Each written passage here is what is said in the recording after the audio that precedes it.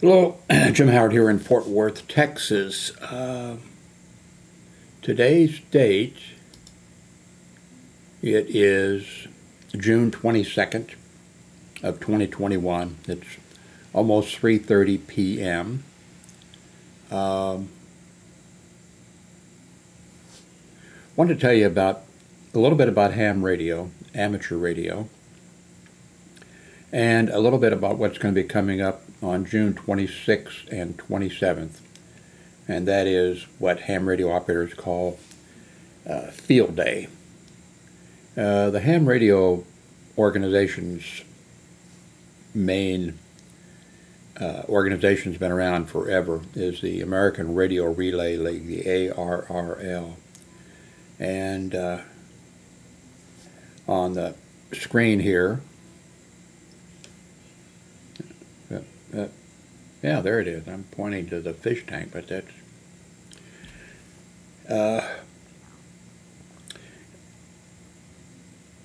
once a year on Field Day, a weekend, the last weekend in June, the ARRL, puts out word that the field day's time, and all across the United States, ham radio operators go out on Saturday morning.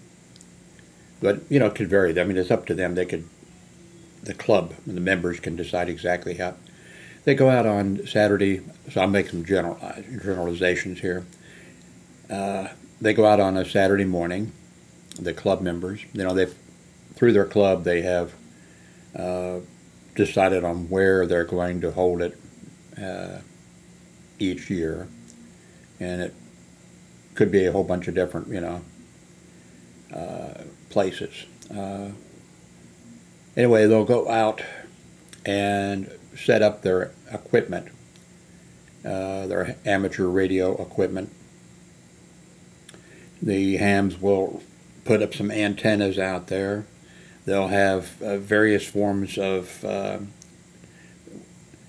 power, maybe solar power, standby generators. Some of the ham radio equipment will be operating just on, built-in batteries or battery out of a vehicle or something like that. The purpose of the field day is so that once a year the ham radio operators can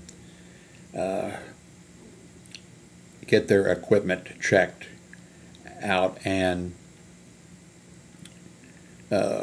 hook everything up and make sure everything is ready for when something happens where amateur radio operators are needed.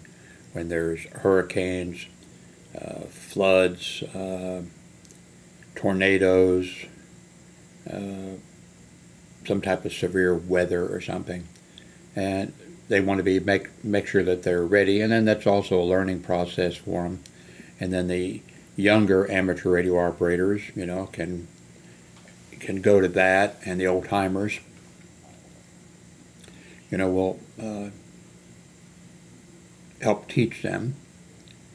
Now it's open to the public. Now, thing for you to do is, it's going to be this weekend, June 26 and 27.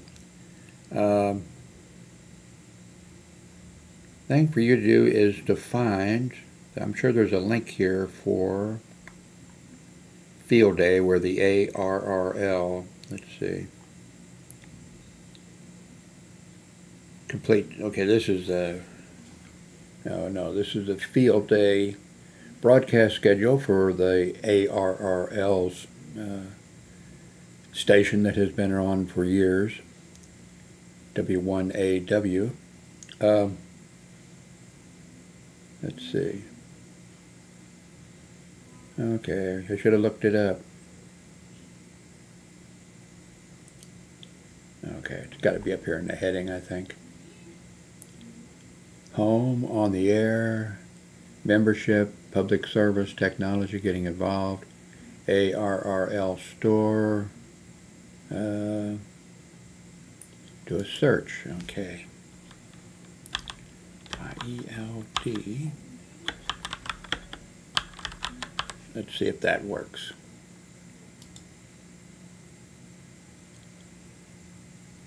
Okay. Here we are. So I'll try to remember to put the link below.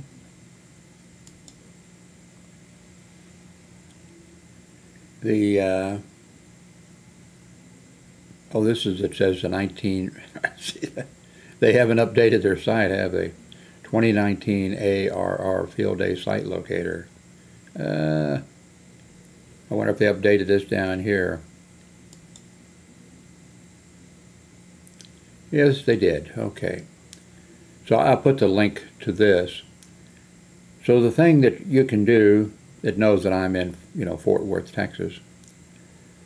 The thing that you can do is do a search on your location, and if any size at all, there's probably going to be a ham radio group that have set up someplace, and they would be so happy if you would show up. You'd be welcome at any time. Well, no, I can't speak for every site. I don't know. There might be some group that sets up someplace, and for some reason, maybe it's on a military base, or probably not, but could be. So there may be some type of, but find. Let's see which one of these is going to be. No, that's not it. These are all different clubs. Here, okay. The K5COW, the Cowtown Amateur Radio Club. The talk-in frequency is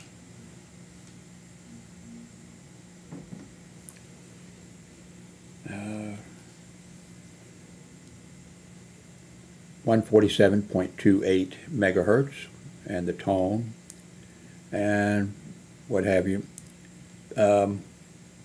There's also their site, and there's the email address that you can try to contact.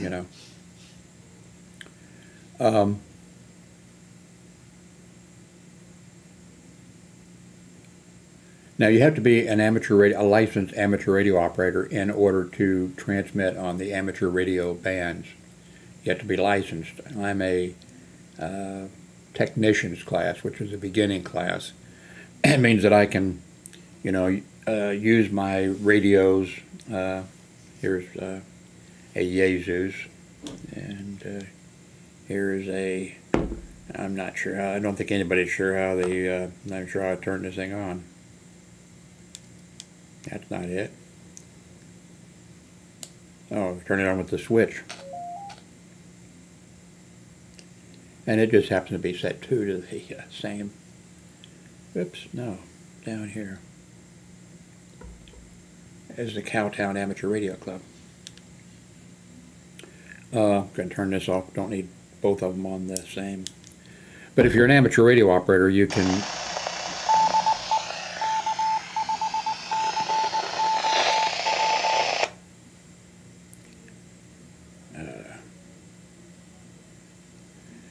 the amateur, they have everything. They have satellites in orbit around the world. They have all of the astronauts and cosmonauts and whoever have gone to the International Space Station are licensed amateur radio operators. If they're not busy, they sometimes, just for a little relaxation or whatever, will use the ham radio they have there and talk to ham radio operators on Earth. There's also a repeater that's on the International Space Shuttle, and I think normally it's going 24 hours a day, 7 days a week. I think when they do external, when the astronauts have to go outside, I think they turn off the amateur radio repeater while they're outside the spacecraft. It may have something to do with they don't want interference or safety or something. I can't remember what the reason is. If you're a school teacher, I think especially it would be, grade school or secondary school. You can, I would do it through the local amateur radio club. You can probably set up, although, the astronauts are really busy, really busy. But you can try to set up a thing where your students, there'll be an amateur radio operator or operators can come to your school and set up their amateur radio equipment.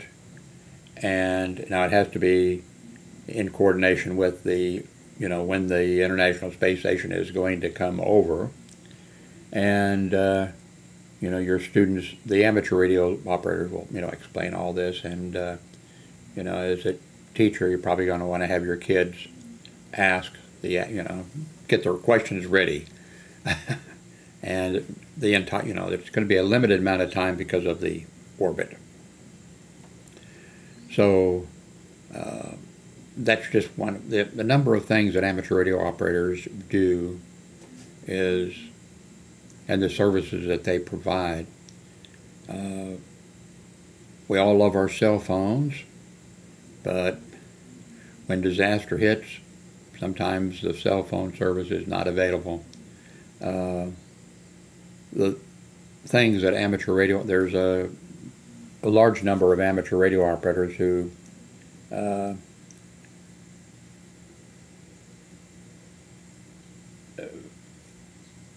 join Mars, I forget Mars and something else, military amateur radio service.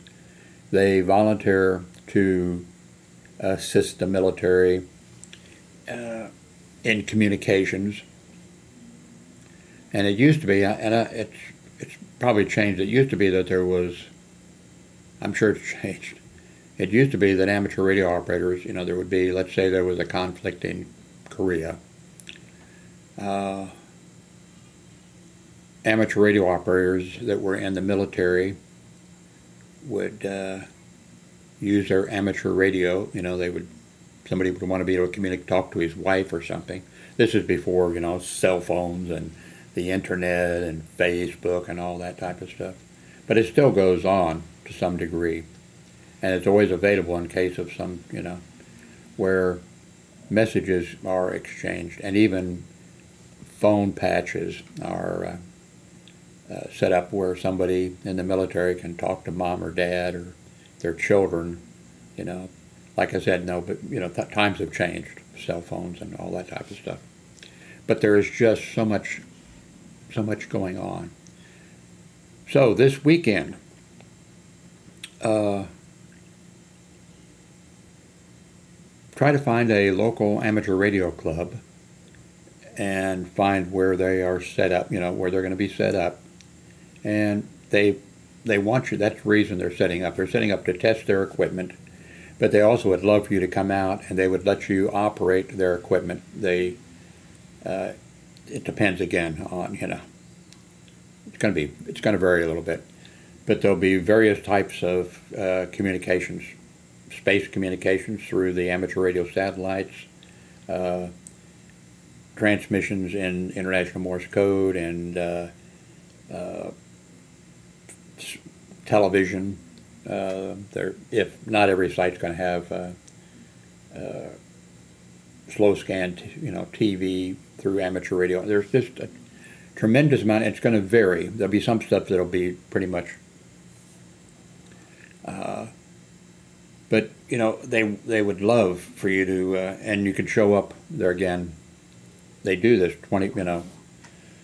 starting on a Saturday morning all the way through, all the way through Saturday, and probably all the way until probably they may quit it, Sunday at noon, because they have to take the antennas down and clean up the site and do that kind of stuff. If they would love for you to come out, and they'd love to show you what amateur radio is. A lot of times they'll let you, use the radio. They have to. It's FCC rules and regulations. They have to be the control person to make sure you don't do a boo-boo or something, something bad that's going to get everybody into trouble. the sites will have usually, you know, a breakfast, maybe lunch, dinner, and that's probably going to be, there might be some that would provide some, you know, food for free, but it's probably going to be the club members are going to let the amateur radio club know if they're going to be eating, and then the club would buy food for, you know, for them. It's going to vary. If especially amateur radio operators would just, well, they want the general public to show up, the kids, you know, show up, not unsupervised kids, but, you know, kids to show up, because and if you are a police officer, or you know, a deputy sheriff or a constable or anybody like that, you know, on or off duty, they would love for you to show up. They'll show you, they'll answer your questions. You know, they'd love to, you know. If you're the, you know, a mayor or city council, a governor or a senator or a congressman or a state legislator or anybody, you know, go on out and, you know, go on out and meet them. They would love for you to show up.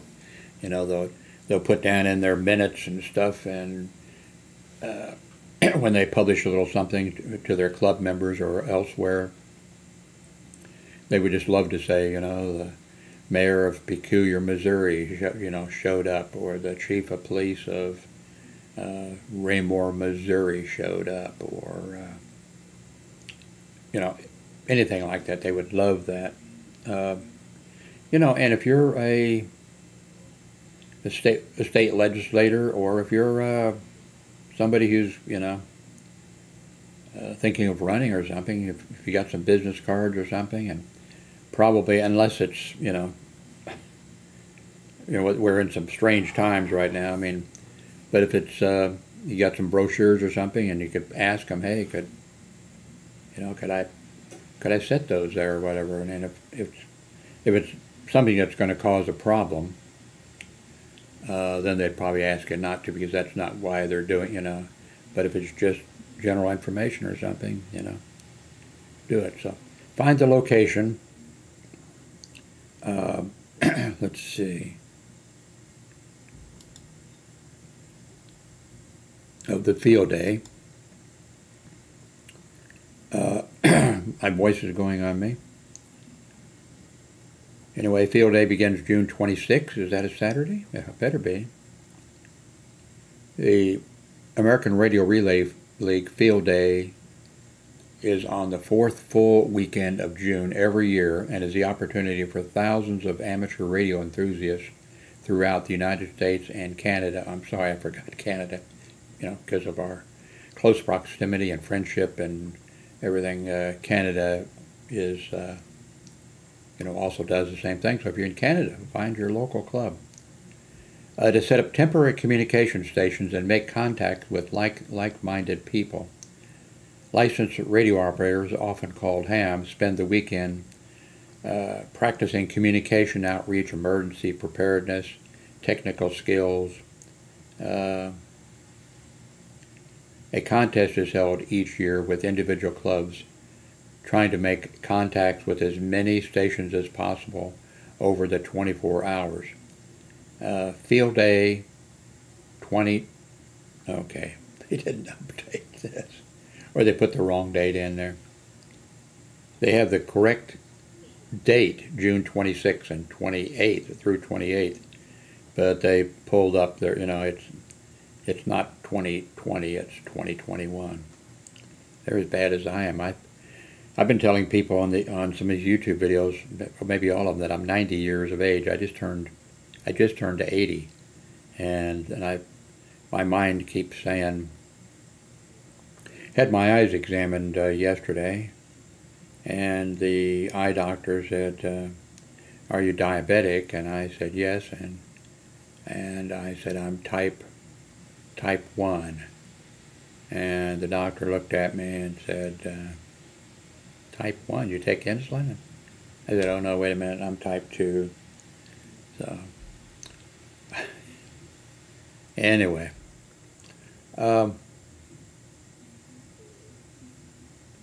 Here's the history of I'll put links to as many of the, as you know, if you've watched my videos, when I upload a video, it's quite often I'll come back later in the day, the next day, sometimes a week later, sometimes a lot later, because something comes up that corrects the thing or gives additional information that is found out, and then I update underneath the video.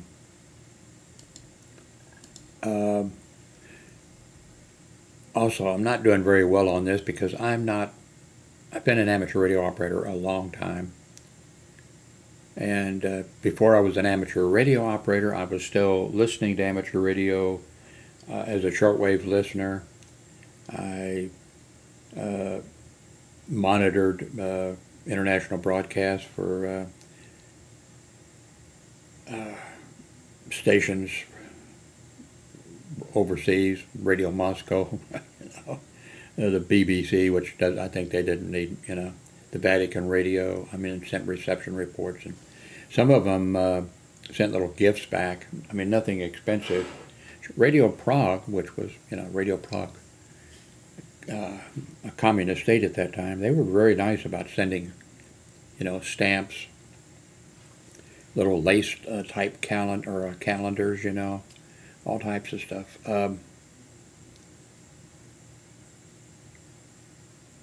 I did the first space communications that I know of.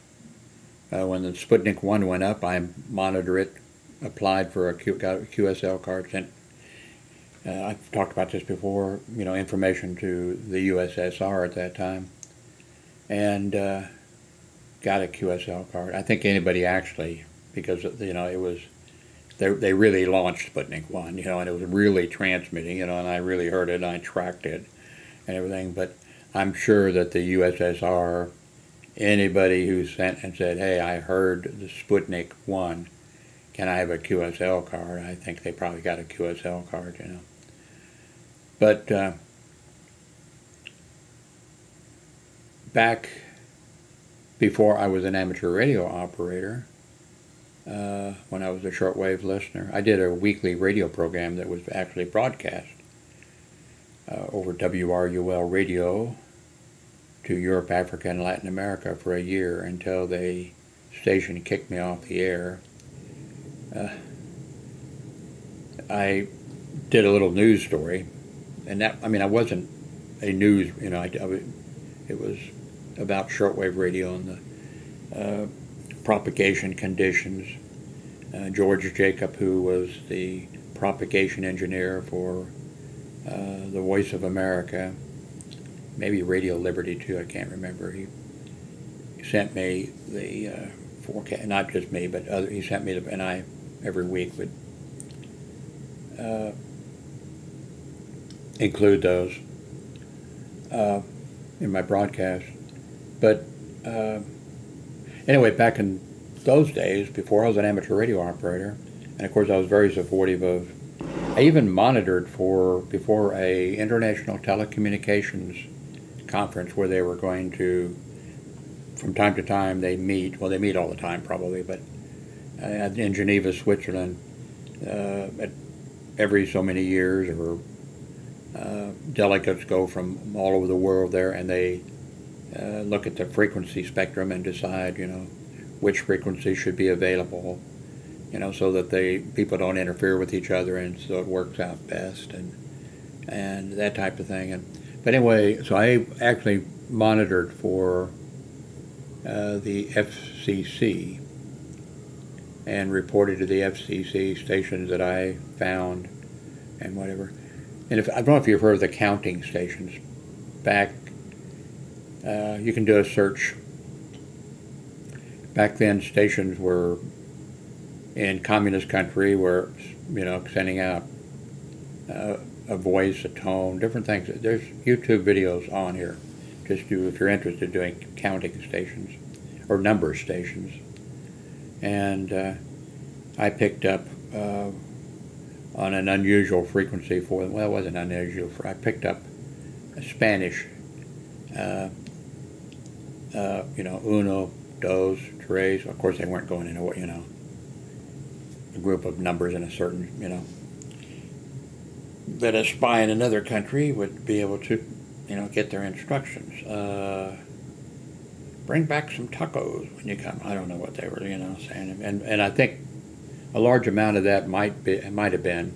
Some of it was actual communications, with secret agents, and some of it was probably just to drive for us doing it, to drive the Cuban security people crazy, and the Cubans doing the same thing to us, transmitting, and we have people there trying to figure out, they're probably we're sitting down there laughing there, But anyway, I picked up a Spanish counting station, and I had the number of, I think it was in Grand Island, Nebraska, a number that generally wasn't available to just, people. I had it because, not just me, but there were a few other people that had it, and I called, and then I could hear the technician or whatever, just a minute, and then I could hear him tuning his, the shortwave radio, and then I could hear that I had it going, coming out of my radio, and I could hear it coming out. I can't remember exactly what he said, but it did answer.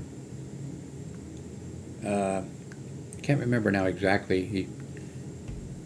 He said, it's unknown, but it's not, it's not coming. Of course, if it was, they probably, but it was something, I can't remember exactly what he said, but that was interesting because I wondered, is this the CIA, broadcasting to Cuba, or, is it Cuba broadcast, and he said it was not, this is not a government,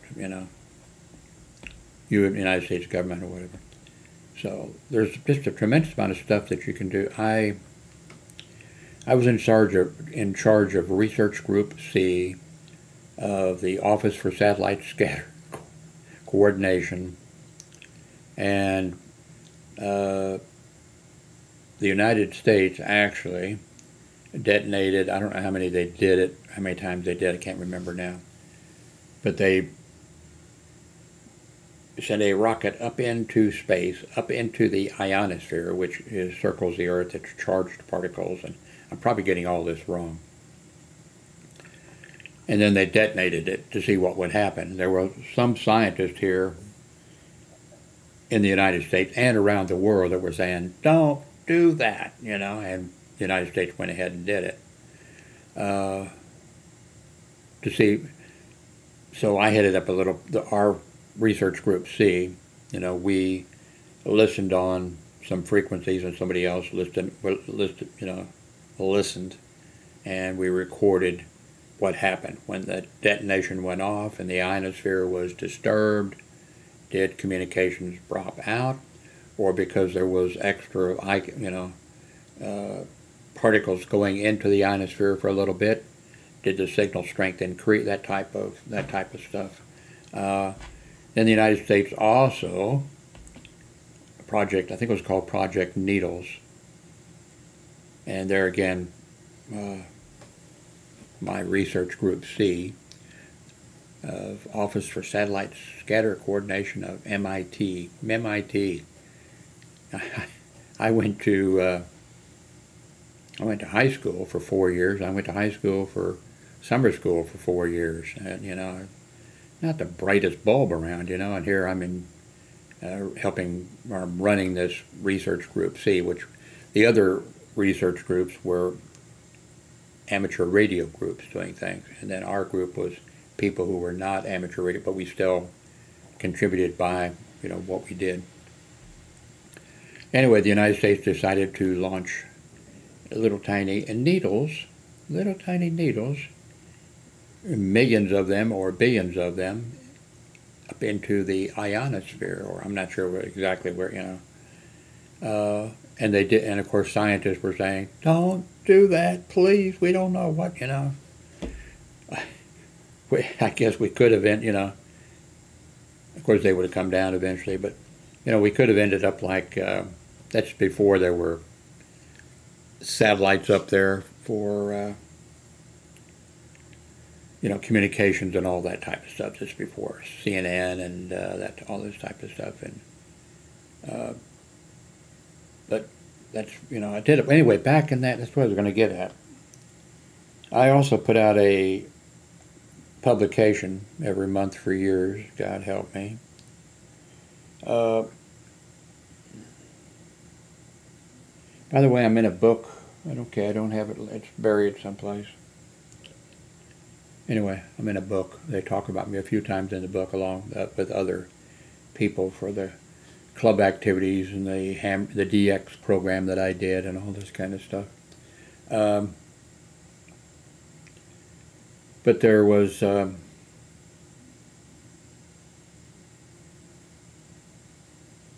what was I before I got sidetracked?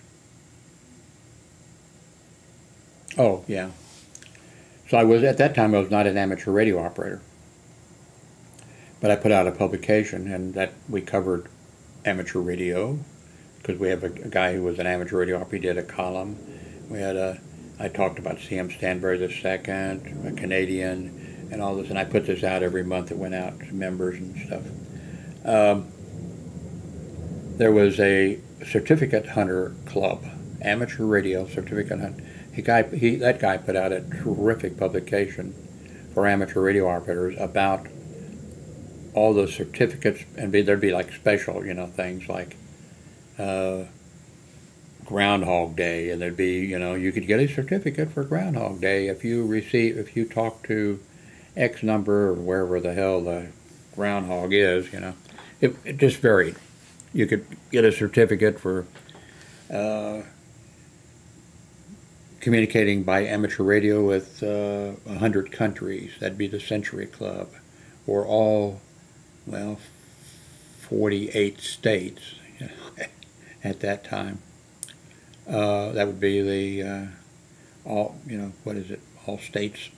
Those certificates and those things are still going.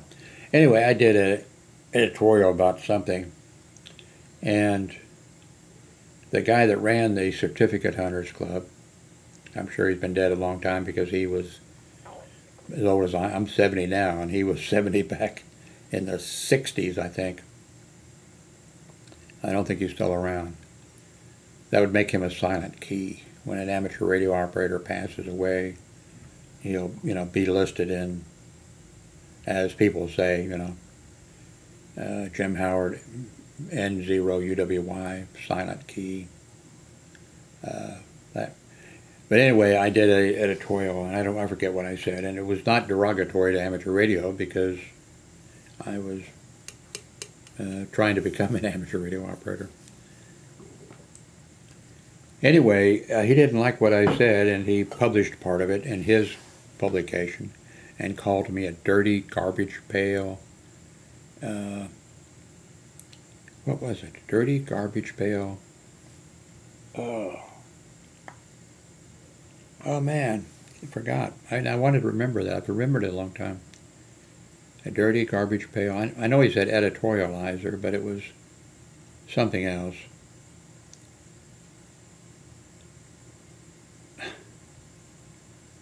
So what I did was, for my publication, I printed up a certificate saying, let's see, dirty garbage pail. Wasn't Dennison. Dennison of the garbage pail. Something like that. So I printed up a certificate in each issue of my publication that went out saying you are officially, you know, to the club members, you are officially a Dennison of the garbage pail. And put it right in your name here on the plate, and then it said, you know, hey. So we had a lot of fun. I never was into collecting certificates. Listening to different satellites in orbit and radio clubs. I got, for shortwave listening, you know, you listen to some station and then you send them a reception report to prove that you did hear them, the frequency, the date, the time, what they were doing, so that they know you actually were listening. And most all of them would send you back a QSL card. Maybe show this here. Let's see if I put in.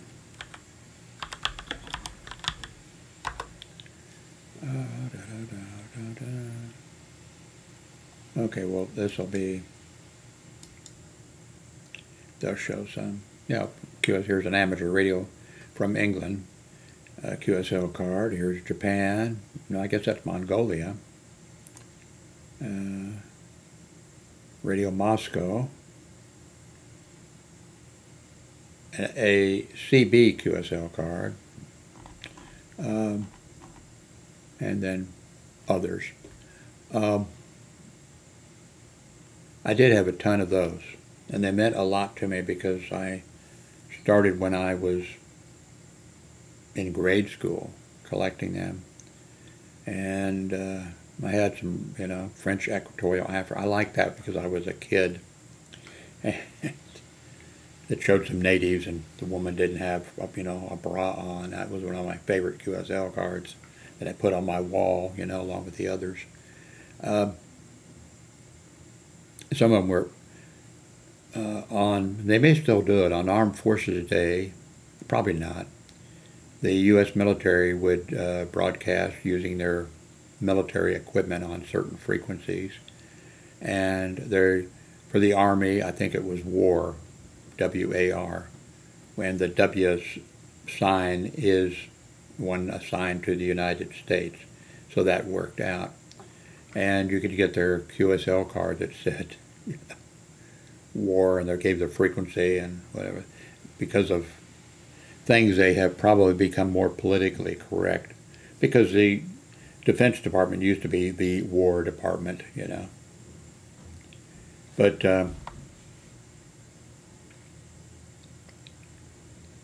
anyway,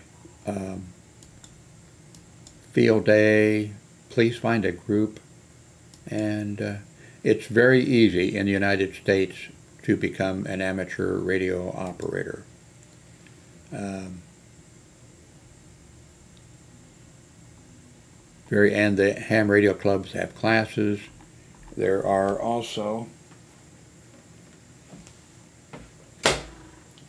here's a publication of the American Radio Relay League, by the way. It's much different than it used to be. It's much thinner, you know, now. Of course, a lot of it, you know, is done online. Now, like I said, I'm a amateur radio technician license. The next step up is the general class license, and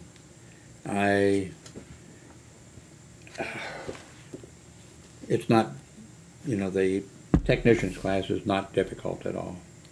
I had a friend that was a police officer in Raymore, Missouri, and when he heard from me about amateur radio, he, you know, wanted to get an amateur radio's license, and he just came over to my place, I think for one night, and he used my computer to log into a practice testing site. And so, I mean, he had very little idea about, and I got kind of, I mean, I liked him. He's a good friend.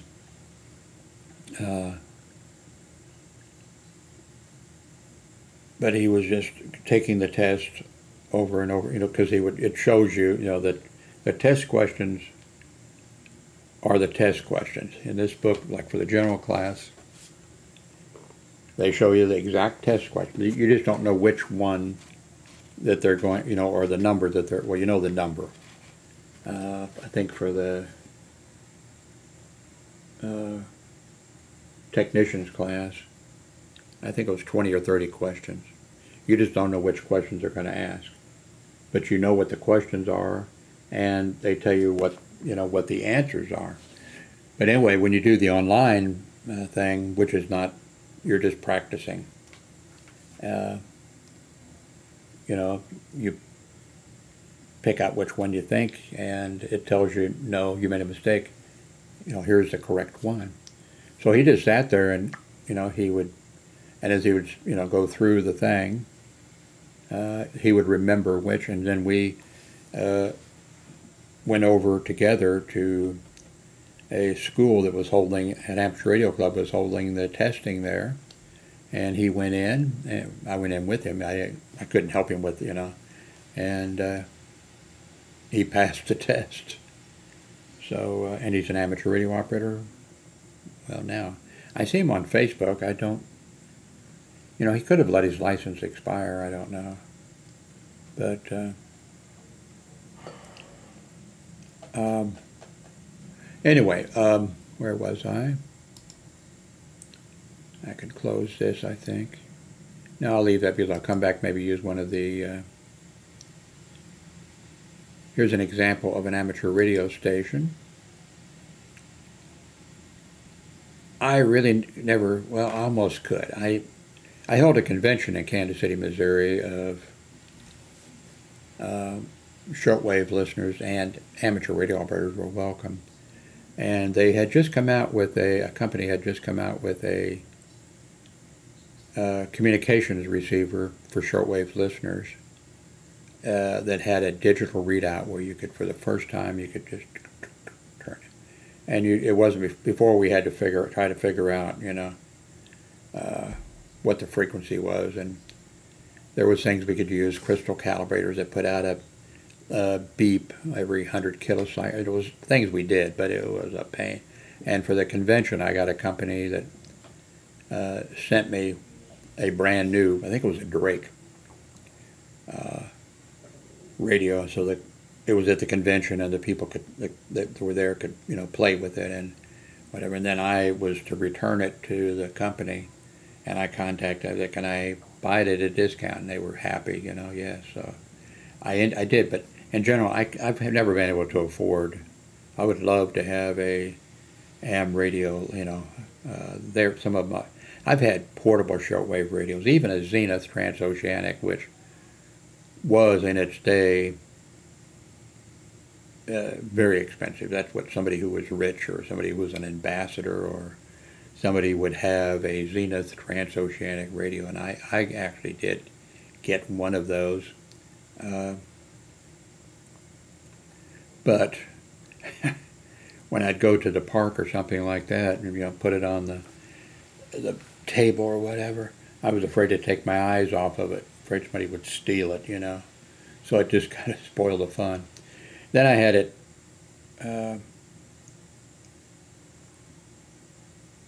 at home, when I had it at home, and we had our first child. We've had, well, I'm divorced now, but I've been divorced for 40 years, I think, 30 years, 40 years. But anyway, we had 4 children, but the firstborn, LaDonna, when she was very little, I had the Zenith transoceanic sitting there on the floor, and I woke up and she had opened it up and disassembled it. Not totally disassembled it, but she took enough components out of it that I couldn't get it back working.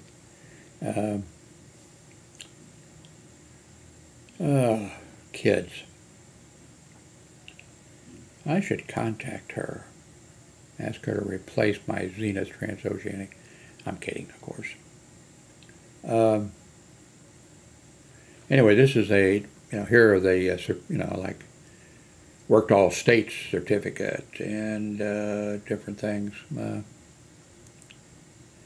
Young people are not as interested in amateur radio because of the World Wide Web and Facebook and all that type of stuff. So amateur radio operators, if you go to a club, we have I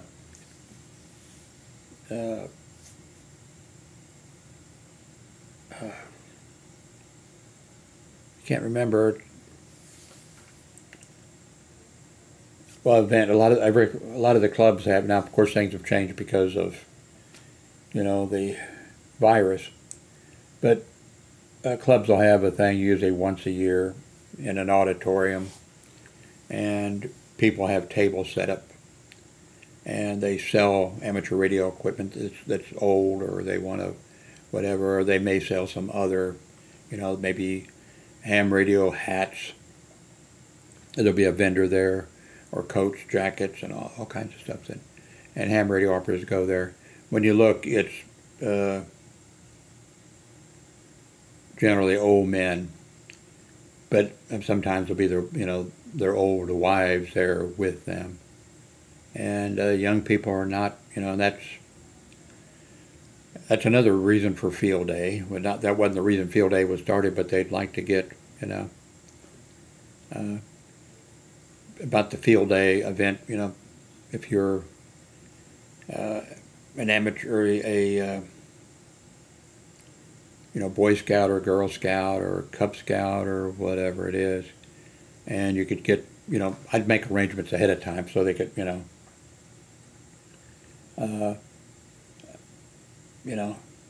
take them out to the event and let them see amateur radio in operation. Some schools have, ham radio clubs, and they have somebody there, maybe a teacher who's an amateur radio operator, and he will help teach, the students to get their amateur radio license. All types of things going on.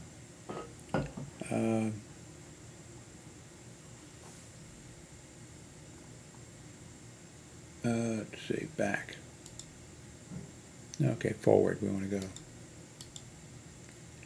These are the antennas. If you go to these events, do be careful. I mean, if you're taking kids out there, be careful. Some of these transmitters generate quite a bit of electricity or voltage that go into the antenna. Now to be going over to the antenna, but do be careful. I have a pacemaker. The cell phone is okay. Where is it? Here it is, right here. The the ham radio is okay. Puts out about 5 watts, but it shouldn't be. Should not be up here next to my pacemaker. I mean, if it is, and I'm not going to key it, but it shouldn't do anything. But if you do visit, check in with and especially if you got kids with you, Boy Scouts, Girl Scouts, or whatever.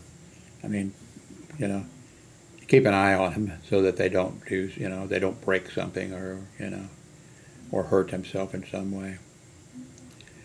If you're a young guy, by the way, I was just said, if you're a young guy, they could use help putting up because generally we're old farts. They'd probably be happy to. There's one of the amateur radio operators who's also an astronaut. It says that it's Colonel Doug Wheelock, KF5BOC. And he's operating the amateur radio station on board there. The call sign is November Alpha 1. Oh man, I'm forgetting anyway, NA1SS. I'm not very active in amateur radio. My mind is going. Canada. Oh, Canada. There's an ICOM amateur radio, an inexpensive one. There are, because of the Chinese, there are a lot of, it used to be that amateur radio, especially all of them, but these handheld were really expensive. This is a really cheap one from China. This other one is from Japan or whatever, and it's probably 3 or 4 times the price of that one, and I think it's only like $150, and it's not one of the, I've had some of the hand radio, HTs that are $350 and $400. I don't have any right now, but okay. Someplace, where is that now? Amateur radio. I wanted to, here it is. In the United States is number 1. We're finally number 1 in something, really. Most there's 761,000 amateur radio operators in the United States. And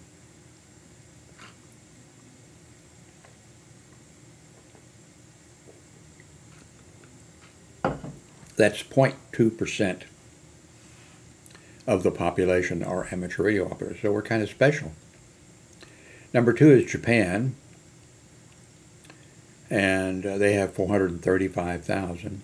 Now it's a higher percentage, 0.3%. And then number 3 is Thailand, and then comes China and Germany and Canada, the Republic of China, Spain, United Kingdom, South Korea, Russia, Brazil, Italy, going down the list here. My daughter is a U.S. citizen and a Swedish citizen, and there are 12,000.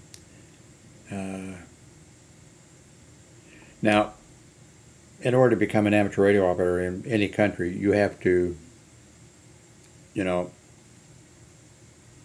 take a test, and you have to abide by, and there isn't an international, there's International Telecommunication Union, but they don't license amateur radio operators. Now here we are by states in the United States.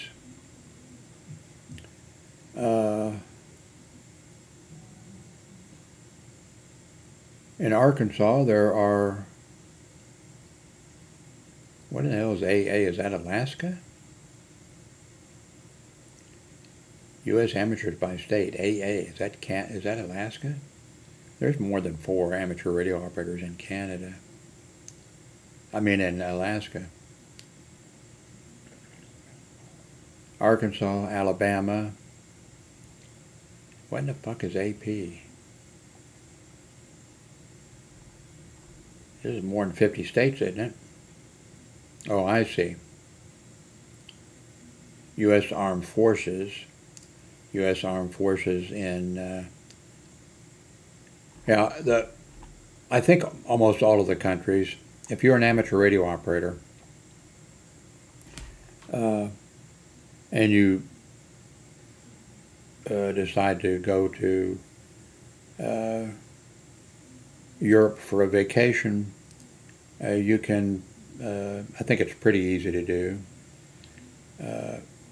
You can, well, you have to follow whatever, you can get permission to, transmit under certain conditions, using your amateur radio, but you have to use the, some of the frequencies can be different. Some people can, and some countries have privilege, amateur radio operators have privileges on certain bands and things like that. So you have to follow their rules, but generally, you can go and you can get, get permission or whatever. There's a lot to it, but it's fun. This is, I don't know how old this person is, but it is really aggravating that sometimes you see some young kids who got their amateur radio. I didn't get mine licensed till here in the United States, they did away with the requirement that you had to be able to send and receive international Morse code. Dit-da, dit-da, dit-da. I had difficulty. I think it had something to do with my hearing, and then it had something to do with that problem that I told you about, not being able to visualize things. And I think that had something to do with my difficulty in learning the International Morse code, because I think a lot of other people would be able to hear the International Morse code, and they probably didn't have to close their eyes, but it would just pop in their brain. But with me, it was, I actually had to, so that's my excuse.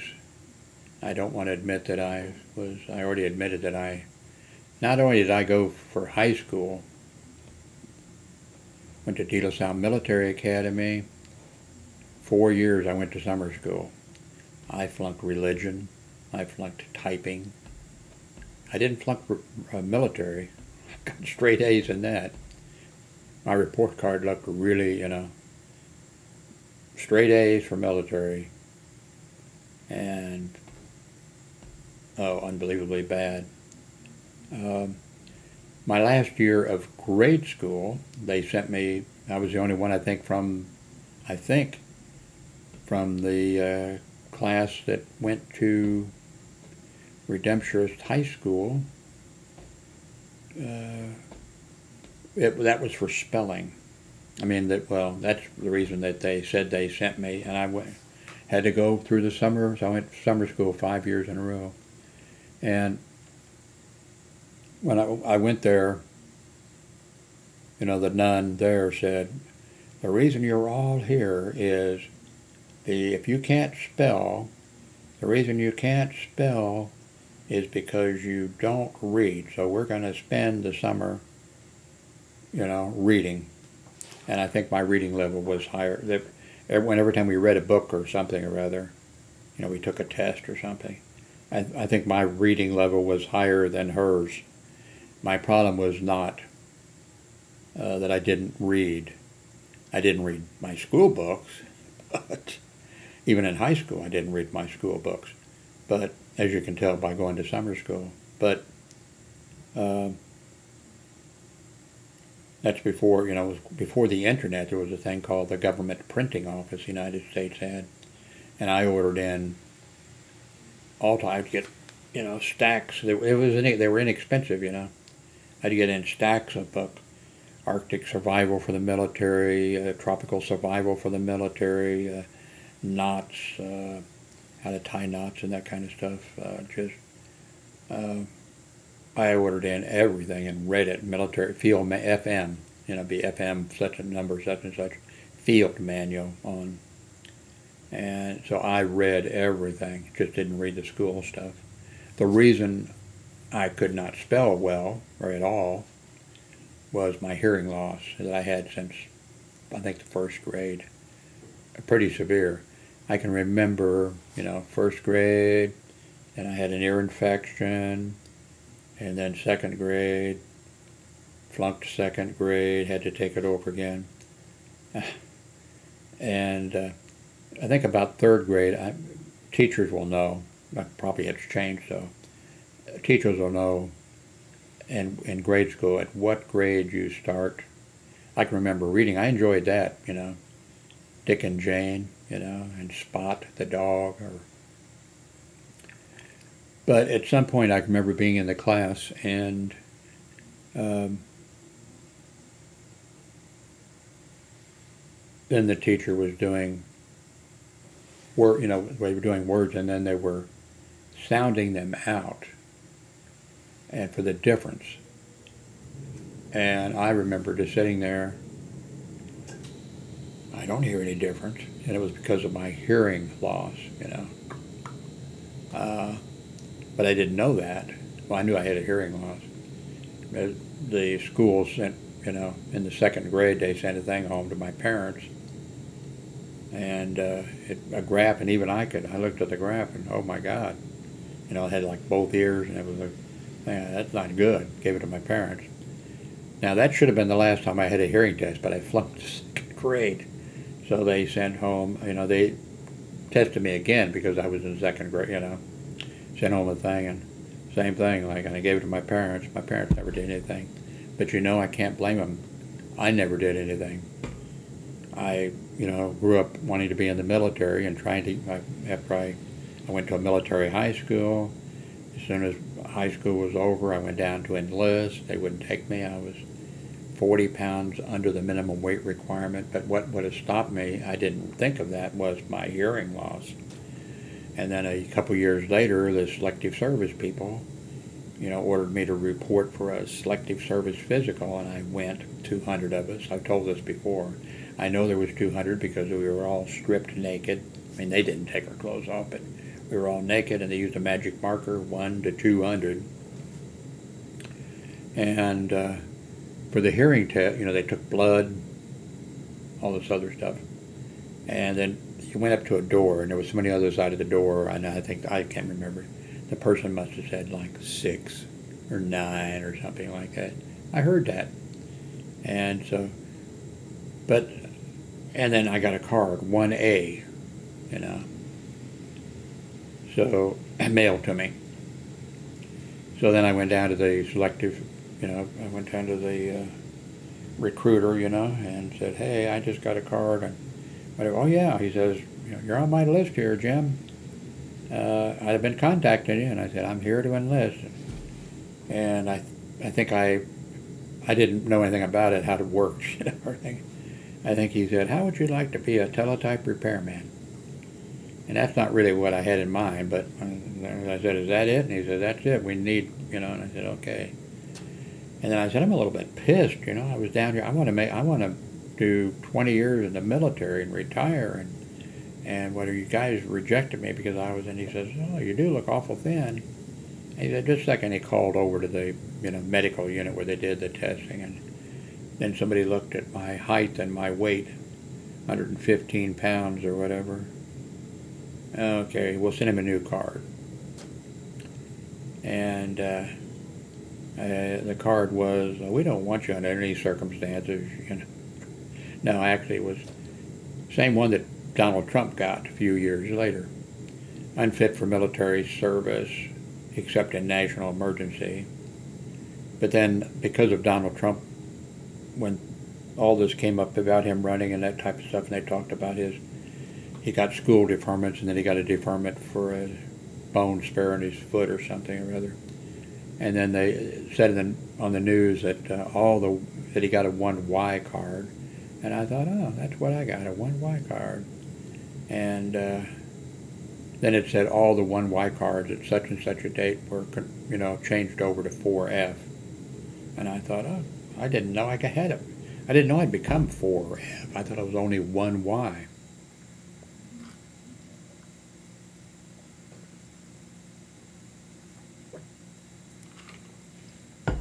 Anyway, I'm going to upload this. And thank you for watching. Please do a thumbs up. And if you do, go to the Ham Fest this coming weekend. Try to go. I don't know what the rules are about wearing a mask and that whole thing. I guess that'll be up to I'm sure it'll be up to the individual clubs and to work it out and whatever. But if you do go, please come back. Leave a comment. Well, leave a comment if if you find a place and you leave a comment ahead of time saying, hey, they're meeting at the American Legion Park, and I plan to go. I'm taking my family or whatever. Leave a comment. And then if you do go, please leave a comment saying, hey, I went and the people were rude to me, or you know, what. Just leave a comment saying, man, it was really fun. I think I'll become an amateur, you know, whatever. Thank you very much for watching.